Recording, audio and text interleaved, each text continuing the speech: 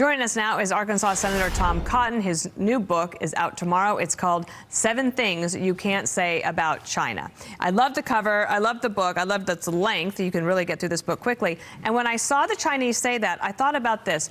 Put up for everybody the 7 things you can't say about China.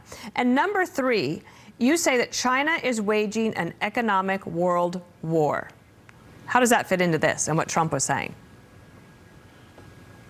Hey, Dana, thanks for having me on. China has been waging an economic world war addressed primarily against the United States for decades now through a combination of rigging the game inside of China by subsidizing their own companies and dumping products in America, cornering the market on critical manufacturing around the world, and also by attacking our companies with breathtaking espionage through cyber attacks, old-fashioned spies, forced technology transfers.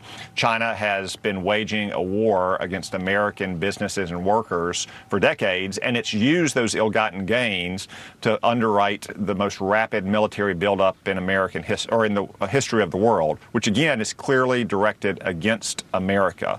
There's just a couple of things that China has been doing that is designed not to create, as they said, a multipolar world, but a world in which China calls the shots and other nations have to dance to China's tune. And 7 things you can't say about China is a way to kind of ring the alarm bell for normal Americans that whatever they think about China, and it's usually pretty negative, that China is even worse and more dangerous than you can imagine.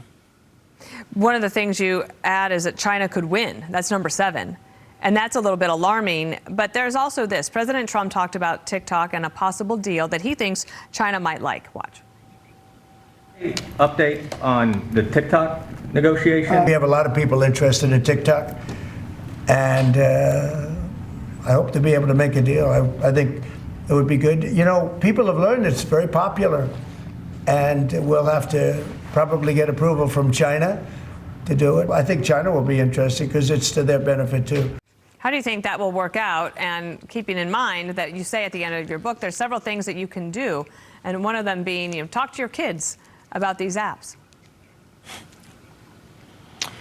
Yeah, well, the law requires TikTok's parent company in China to sell and break ties with Communist China entirely.